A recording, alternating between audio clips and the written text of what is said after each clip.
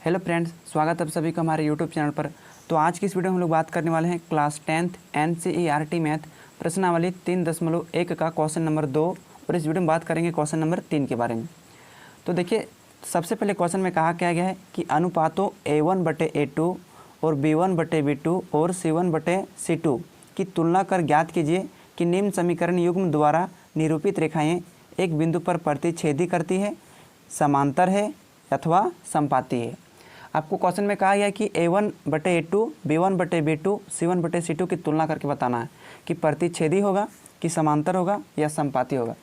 तो सबसे पहले हम लोग बेसिक कंसेप्ट को समझ लेते हैं, इसके बाद इसको हम लोग सॉल्व करते हैं। तो सबसे पहले याद रखिए कि जो दो चर वाले रैखिक समीकरण का युग्म जो होता है, इसका व्यापक रूप कैसे होता है? A1x + B1y + C1 = 0 और A2x + B2y + C2 = 0। ये इसका व्यापक रूप होता है। इस तरह से रूप होता है। जब भी आप समीकरण देखेंगे तो इसी प्रकार से आपको दो गो समीकरण दिखेगा। ये हो गया दो चर वाले रैखिक समीकरण के युग्म हो गया। लेकिन जब ये जो अनुपात देखिए, यहाँ पर ऊपर वाला x का जो गुणांक है A1 है, y वाला गुणांक B1 और ये हो गया C1। यहाँ नीचे वाला x वाला गुणांक A2, y वाला गुणांक B2 और ये हो गया C2। तो जब याद रखिएगा कि जब A1/A2 बराबर नहीं रहता है B1/B2 के, देखिए A1/A2 बराबर नहीं रहता है B1/B2 के, तो जब इसे हम ग्राफ में छापेंगे तो प्रतिच्छेदी होगा। कब? जब A1/A2 बराबर B1/B2 बराबर नहीं रहेगा। अगर यदि इसको हम हल करेंगे, हल करने का 3 विधि है, वज्रगुणन विधि, प्रतिस्थापन विधि, विलोपन विधि। तो जो हल होगा अद्वितीय हल होगा। अगर इसका हम समीकरण युग्म देखेंगे, समीकरण युग्म कैसा होगा? संगत होगा कि असंगत होगा? तो ये होगा संगत होगा। जैसे अभी पूछा गया है कि कौन सा प्रतिच्छेदी होगा, समांतर होगा या समपाती होगा। तो देखो A1/A2 बराबर B1/B2 नहीं होगा तो क्या होगा? प्रतिच्छेदी होगा। जब इसे हल करेंगे तो अद्वितीय हल, और समीकरण युग्म में देखेंगे तो इसका संगत होगा। और जब A1/A2 बराबर रहेगा B1/B2 के और बराबर नहीं रहेगा C1/C2 के, तो इसी स्थिति में क्या होगा? समांतर होगा। क्या होगा? समांतर होगा। जब ग्राफ में छापेंगे तो क्या होगा? समांतर। याद रखिएगा A1/A2 बराबर B1/B2 बराबर नहीं रहेगा C1/C2 के, तो हो जाएगा समांतर। और जब इसका हल करेंगे तो कोई हल नहीं होगा, इसका कोई हल नहीं होगा। और समीकरण युग्म में देखेंगे तो यह असंगत होगा। यह क्या होगा? असंगत होगा। अब तीसरा है A1/A2 बराबर B1/B2 बराबर C1/C2, मतलब तीनों एक दूसरे से बराबर रहेंगे तो इसको बोलेंगे समपाती। समपाती का मतलब होता है, मान के चलिए एक हम स्केल ले लिए, चाहे एक रेखा ले लिए, इस स्केल पर और एक स्केल रख लें, ये क्या हो गया? समपाती स्केल हो गया, है ना? समपाती स्केल हो गया। तो ये समपाती होगा। और जब इसको हल करेंगे तो अपरिमित रूप से अनेक हल होगा, अपरिमित रूप से अनेक हल। और जब इसे समीकरण युग्म में दर्शाएंगे तो ये होगा संगत। इसको हम लोग आश्रित भी कहते हैं ना, तो इसे याद रखिएगा, इसे हम लोग आश्रित भी कहते हैं, आश्रित। तो इसको आपको याद रखना पड़ेगा। ये आपका हो गया बेसिक कंसेप्ट। तो क्वेश्चन में पूछा गया है कि कौन कौन सा होगा प्रतिच्छेदी, कौन समांतर होगा और समपाती। तो प्रतिच्छेदी कब होता है? जब A1/A2 बराबर नहीं B1/B2। और समांतर कब होता है? A1/A2 बराबर B1/B2 बराबर नहीं होगा C1/C2, तो समांतर हो जाएगा। और A1/A2 बराबर B1/B2 बराबर C1/C2, तो ये समपाती हो जाएगा। तो चलिए इसको हम जांच करते हैं। तो सबसे पहले हम यहाँ हल लिख लेते हैं और सबसे पहले चुनेंगे कि A1/A2 कितना होगा। देखिए A1 का मान कितना हो जाएगा? 5 और A2 का मान कितना हो जाएगा? 7 हो जाएगा। अब देखिए B1/B2, B1 का मान हो जाएगा -4 क्योंकि इसके पीछे माइनस है, और B2 का मान हो जाएगा 6। आप देखिए ये तो कटेगा, 2 दूनी 4 और 2 तिया 6, तो बचा -2/3 बचा। अब आगे इसको देखते हैं। C1 का मान हो जाएगा 8, C1 का मान क्या हो जाएगा? 8, और C2 का मान हो जाएगा -9, और ये कटेगा नहीं। अब इसको ध्यान से देखेंगे, क्या A1/A2 जितना है 5 बटे कितना है? 7 है। उसके बाद B1/B2, देखिए B1/B2 कितना है? -2/3, और A1/A2 कितना है? 5/7। क्या ये दोनों बराबर है? नहीं, ये दोनों बराबर नहीं है। इसलिए समीकरण युग्म क्या होगा?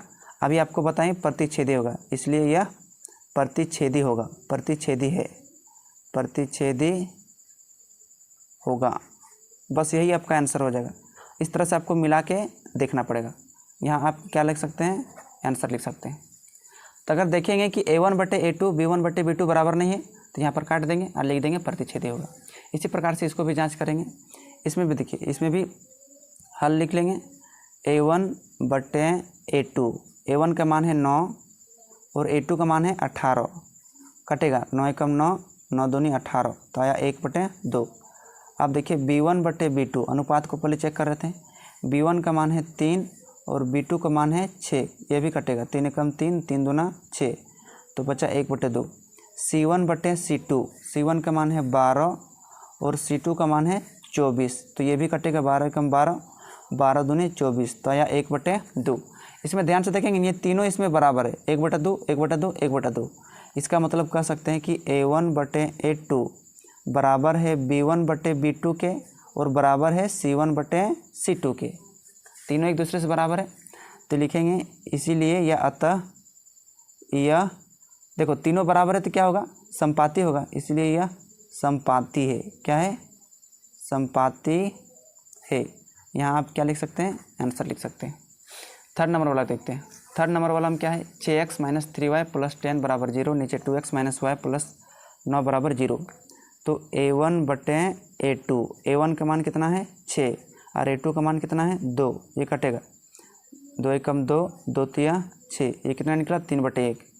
अब B1/B2, B1/B2 है, तो B1 के मान है -3 और B2 का मान क्या होगा -1 होगा। यहाँ पर कुछ नहीं तो 1 है ना, तो ये माइनस माइनस कट जाएगा तो बचेगा 3/1। C1/C2, ये C1 है बटे C2। C1 के मान है 10 और C2 का मान है 9, और ये देखिए 10/9 है, तो ये तो कटेगा नहीं, तो ये 10/9 का 10/9 रहेगा। अब इसमें ध्यान से देखिए, A1/A2 3/1, B1/B2 3/1, मतलब ये दोनों बराबर है। A1/A2 बराबर है B1/B2 के, लेकिन C1/C2 तो बराबर नहीं है क्योंकि इसका 10/9 है। C1/C2 बराबर नहीं है। और जब इस स्थिति में रहता है तो आपको बताए थे क्या होता है, इस स्थिति में क्या होता है, यह क्या बोलते हैं, प्रतिच्छेदी नहीं समांतर होती है, चूँकि सॉरी इसीलिए यह समांतर होगी। अब यहाँ क्या लिख सकते हैं, आंसर लिख सकते हैं। तो इस प्रकार से दूसरा नंबर में जो तीनों पार्ट था इसको इस प्रकार से सॉल्व करेंगे। उम्मीद करता हूँ कि दूसरा नंबर को समझ गए होंगे। चलिए अब तीसरा पार्ट को हम लोग सॉल्व करते हैं, मतलब तीसरा नंबर को। तो देखिए तीसरा नंबर का है कि अनुपातों A1/A2, B1/B2 और C1/C2 की तुलना कर ज्ञात कीजिए निम्न रैखिक समीकरणों के युग्म संगत है या असंगत। अभी आपको बताएं, जब रैखिक समीकरणों के युग्म निकालेंगे तो संगत कब होगा, जब A1/A2 is not equal to B1/B2, तो संगत हो जाएगा। A1/A2 बराबर B1/B2 नहीं बराबर रहेगा C1/C2 के, तो असंगत हो जाएगा। और तीनों एक दूसरे से बराबर रहेंगे तो ये संगत या बोलिए या आश्रित बोलिए। तो आप खुद से भी ये वाला बना सकते हैं ट्राई करके। तो देखिए यहाँ पर हम हल लिख लिखेंगे A1/A2 कितना है, A1 के मान 3 और A2 के मान 2। अब देखिए B1/B2, B1 के मान है 2 और B2 के मान है -3। देखिए यहाँ पर माइनस है तो माइनस देंगे। और C1/C2, देखिए ये 5 उधर बराबर के उधर है, तो बराबर के उधर नहीं होना चाहिए। C1 जो होता है आपको बताए थे, C1 आपके बराबर के बाएं साइड में होता है, C2 भी बराबर के बाएं साइड में होता है कि नहीं। तो ये उधर +5 है, तो C1 इधर आके क्या हो जाएगा -5, और ये +7 बराबर के इधर आके -7, ये माइनस माइनस कट जाएगा तो बचेगा 5/7। तो यहाँ आप देख पा रहे हैं कि A1/A2 बराबर नहीं है B1/B2 के, क्योंकि ये 3/2 है और ये 2/3, तो ये तो बराबर नहीं है। इसीलिए क्या होगा, जब A1/A2 B1/B2 रहता है तो क्या होता है आपका संगत होता है। इसलिए यह रैखिक समीकरण के युग्म क्या है, संगत है, यह संगत होगा। और यहाँ आप लिख दीजिए आंसर। इसी प्रकार से दूसरा पार्ट को देखते हैं। इसमें देखिए A1/A2 करते हैं कितना आएगा 2/4, कटेगा 2 एकम 2, 2 दूनी 4, तो आया 1/2। B1/B2, B1 के मान है -3 और B2 का मान हो जाएगा -6, माइनस माइनस कट गया, 3 एकम 3, 3 दूना 6, 1/2 आया। C1/C2, C1 का मान देखिए ये +8 बराबर के इधर आके हो जाएगा -8, ये +9 बराबर के इधर आके -9, ये कट गया तो बचा क्या बचा 8/9। अब देखिए कि A1/A2 1/2 है, B1/B2 भी 1/2 है। इसका मतलब ये दोनों क्या हुआ भैया, ये दोनों हो गया बराबर हो गया। लेकिन C1/C2 बराबर नहीं है तो इसको लिखेंगे C1/C2 is not equal to. अब यहाँ क्या लिख देंगे, जब A1/A2 B1/B2 बराबर नहीं होता है C1/C2 को तो क्या होता है आपको याद होगा, यह असंगत होता है। इसीलिए रैखिक समीकरण के युग्म असंगत होगा, असंगत होगा। यहाँ आप लिख दीजिएगा आंसर, है कि नहीं। तो अब तीसरा पार्ट को देखते हैं। तीसरा पार्ट में है 3/2, इसको भी चुनेंगे A1/A2। A1 का मान है 3/2 और A2 का मान है 9। अब देखिए ये 3/2 को ये 2 नीचे आ जाएगा तो कितना हो जाएगा, ये 2 इधर नीचे आ जाएगा तो हो जाएगा 3 कम 3, 3 तिया 9, तो बचा 1/3 दूना 6 बचा। आप देखते हैं B1/B2, B1 का मान है 5/3 और इसका B2 का मान क्या हो जाएगा -10। तो देखिए ये 3 कहाँ आ जाएगा, नीचे आ जाएगा, ये 5 से कटेगा है ना, ये -10 है, 5 से कम 5, 5 दूनी 10, तो बचा 1/-6, 1/-6। C1/C2 बराबर C1 के मान होगा 7 होगा, क्या होगा 7 होगा, और C2 का मान हो जाएगा 14। लेकिन उधर प्लस इधर आके हो जाएगा माइनस में, ये भी बराबर के उधर है, इधर आके हो जाएगा माइनस में, तो माइनस माइनस कट जाएगा, 7 एकम 7, 7 दूनी 14, तो यह 1/2। तो देख पा रहे हैं कि A1/A2 बराबर नहीं है B1/B2 के, क्योंकि यहाँ 1/6 आया है, यहाँ पर -1/6, तो ये दोनों बराबर नहीं है। तो जब बराबर नहीं रहता है तो क्या होता है, संगत होता है। क्या होता है, संगत। इसीलिए यह रैखिक समीकरण के युग्म क्या होंगे, संगत होगा। यहाँ पर क्या लिख सकते हैं आप, आंसर लिख सकते हैं। इसके चौथा पार्ट को देखते हैं। चौथा पार्ट में है 5x - 3y = 11।